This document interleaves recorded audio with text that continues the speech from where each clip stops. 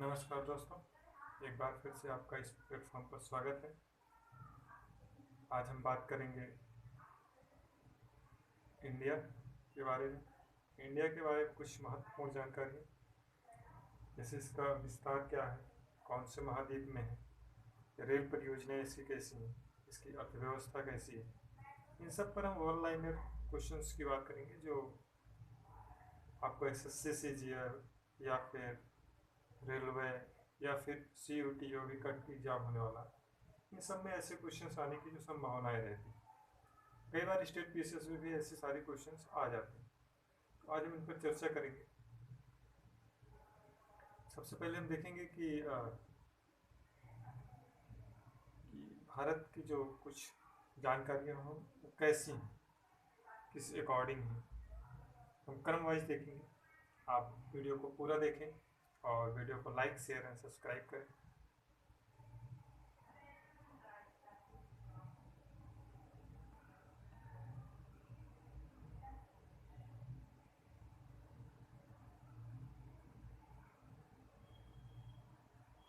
सबसे पहला आप देख रहे होंगे कि इसमें लिखा गया है कि भारत में विश्व की जनसंख्या का प्रतिशत सबसे ज़्यादा है।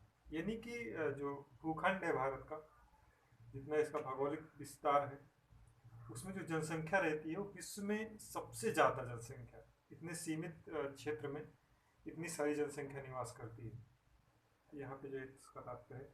और जो सेकंड है, भारत की विदेश नीति स्वतंत्र और स्वायत्त है। आप देखते होंगे कि भारत जब कोई भी निर्णय लेता है तो स्वतंत्र होकर के लेता है। अभी आपने देखा होगा कि रसिया से जो तेल आयात कर रहा है हमारा भारत, वो स्वतंत्र विदेश नीति की एक पॉलिसी है। और ना जो अमेरिका के दबाव में हमारे जो इंडियन गवर्नमेंट, वो शायद तेल ना आयात कर पाती, और भारत में महंगाई इधर बढ़ती जाती। स्वायत्त भी है हमारी भारतीय विदेश नीति, तो ये भी इसकी एक खूब विशेषता रही है। भारत में अनेकता में एकता देखी जा सकती है। देखते होंगे कि आप भारत में जो है हिंदू भी रहता है, मुस्लिम भी रहता है, जैन भी रहता है, क्रिश्चियन भी रहता है, तो ये सारे लोग रहते हैं और एक इनमें एकता देखी जा सकती है। अनेकता में एकता का जो सबसे बड़ा एग्जाम्पल है वो है खिचड़ी वगैरह। आप देखते होंगे अलग अलग नामों से अलग अलग राज्यों में बुलाया जाता है। और कुछ ऐसे बहुत से त्यौहार हैं तो उसको जो है अलग अलग राज्यों में अलग अलग तरीके से मनाया जाता है। नाम अलग अलग होता है लेकिन उद्देश्य जो है उनका एक ही होता है।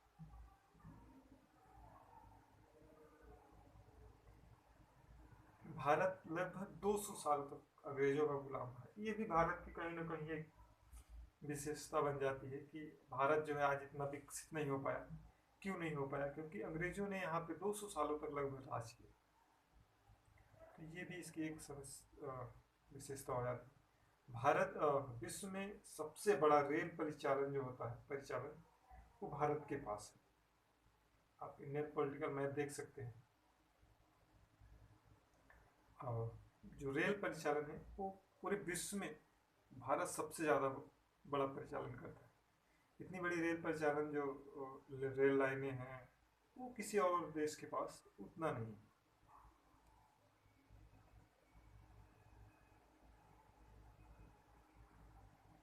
और बात करें तो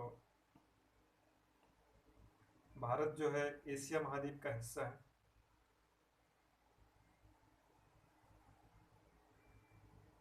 एशिया यानी कि आप देख सकते हैं एशिया में बहुत सारे करीब 47 के आसपास राज्य हैं। आप देख लीजिएगा गूगल सर्च करके, एग्जैक्ट मुझे मालूम नहीं है। और भारत एकमात्र देश है जिसके नाम पर समुद्र का नामकरण है, यानी हिंद महासागर।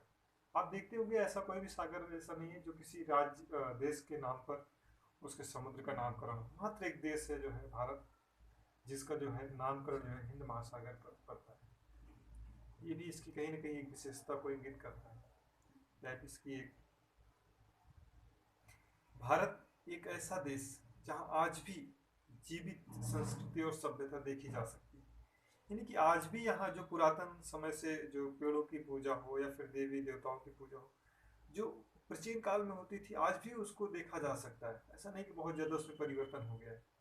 मॉडर्नाइजेशन जरूर हुआ है, लेकिन उतना ज़्यादा उसमें परिवर्तन आज भी उतना नहीं हो पाया। भारत एक जैव विविधता से भरा देश भी है। यानी कि आप देखते होंगे कि उत्तर में जाइए तो सबसे ऊपर में आपको क्या कहते हैं, हिमालय क्षेत्र आपको मिल जाएगा। हिमालय में बर्फीली एरिया भी आपको मिल जाएगा और पहाड़ी क्षेत्र भी मिल जाएगा। उधर आप असम वगैरह क्षेत्र में जाएंगे तो घने जंगल आपको मिल जाएंगे। और इधर आप राजस्थान वगैरह क्षेत्र में जाएंगे तो वहाँ आपको रेगिस्तान भी मिल जाएंगे। और आप जब दक्षिण भारत जाते हैं तो वहाँ तटीय क्षेत्र, जहाँ आपको जलमग्न क्षेत्र मिल जाते हैं। कहीं ना कहीं बहुत किनारे किनारे आपको जल समुद्र से दोनों तरफ घिरा हुआ है, तीनों तरफ से, तो ये भी आपकी कहीं ना कहीं एक विशेषता हो जाती है। तो ये जो कई प्रकार से यहाँ पे जो मैंग्रोव वन है, जो पेड़ पौधे हैं, बहुत सारे प्रकार के यहाँ पाए जाते हैं। तो जैव विविधता भारत में पाई जाती है। ये भी एक इसकी विशेषता के रूप में जाना जाता है कि यहाँ पे लगभग लगभग भारत की शासन प्रणाली जो है वो भी सांसदीय लोकतंत्र है। और जैसे अमेरिका है तो अमेरिका में जो है अध्यक्षीय लोकतंत्र है, इसलिए मैंने यहाँ पे सांसदीय लोकतंत्र का मैंने जिक्र किया हुआ है।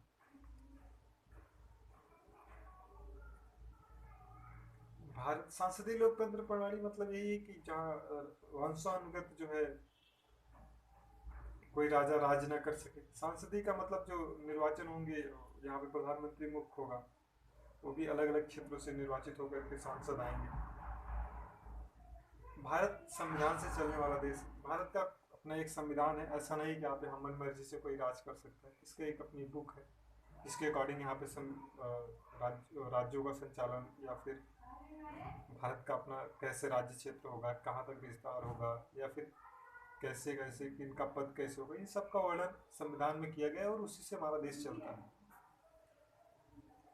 भारत की अर्थव्यवस्था भी कहीं ना कहीं मिश्रित है। यहाँ पे पूंजीवाद, साम्यवाद, ये सब देखे जा सकते हैं। दोनों का मिक्स्ड स्वरूप अपनाया गया है। एक तरफ बाजार जो है चीजों को नियंत्रित करता है, तो दूसरी तरफ जो है भारत जो है कृषि प्रधान देश है। ये भी एक इसकी विशेषता हो जाती है। भारत न तो संघ है न ही परिसंघ, बल्कि दोनों की विशेषताएं लिए हुए है।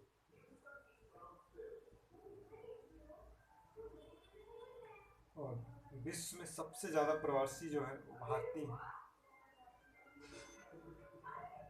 ये इन्फॉर्मेशन आपको कैसी लगी हमें कमेंट बॉक्स में जरूर बताएं, और वीडियो को लाइक शेयर एंड सब्सक्राइब करें। Thank you for watching my video.